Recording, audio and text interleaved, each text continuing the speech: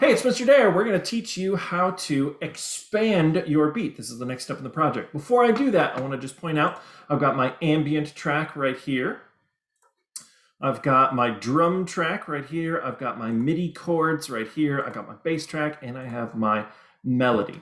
And if I zoom in using the magnifying glasses, you should be able to see that my drum, MIDI, bass, and melody track are all exactly 8 bars long. That is a good way to go. So here's what we're going to do in order to expand this. What is it, like a 20-second? Oh, it's like 30 seconds of lo-fi. In order to expand that into an entire song, we're going to copy and paste some of the tracks. We're not going to copy and paste the ambient because yours should already be like 3 minutes long or so. So we're just going to take these bottom 4 tracks. So what I'm going to do is I'm going to click and drag a highlight box to include all of those.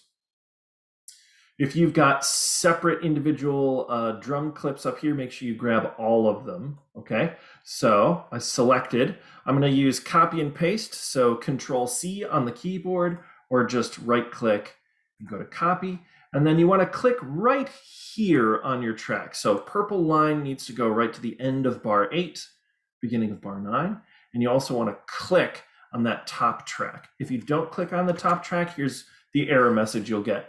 Bursting at the seams, paste only the first track and make sure there's enough room. I don't know what that means exactly. It's a little vague.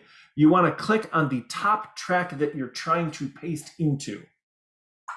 So you see how I have that clicked right there. And now if I press paste, then it should look just fine. So what did I do? I turned 8 bars into 16. And if I played these now, they'd sound exactly the same as each other for almost a minute. I would like you to paste around 6 times. So you have about 7 sections. I'm going to do that using a keyboard shortcut Control-V. So I've got 2, 3, 4, 5, 6, 7. And you see now at the top of my line, I'm all the way up to bar 57 there. That's good. That's what I want. If I zoom out, now I can see my entire track. This is everything.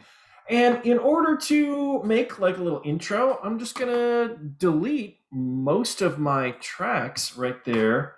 Almost everything at the beginning, actually. So that's my little intro. I have sort of a beat drop right here. Again, it's lo-fi, so it's nice and chill. I'm gonna delete the melody for that part of it. I'm gonna delete the chords for that part of it. And you see now what I'm doing is I'm just kind of making each section sound a little different. So if I hit play here, what's going to play? Well, it'll be my ambient track plus the chords. If I hit play here, you would hear all of my lines together. Let's listen to what that sounds like. I'm recording. How do you spell creative? I'm recording right now.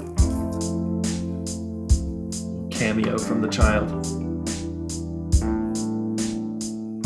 But if I play over here, we're not going to hear all of those chords. So we hear mostly bass right now, and then melody. And that's kind of the goal. We just want to sort of change things up and do a little bit of that. Don't forget to save when you're done. And if you need to, you can go back and watch the video again to get a hold of this tutorial. All right, everybody, good luck.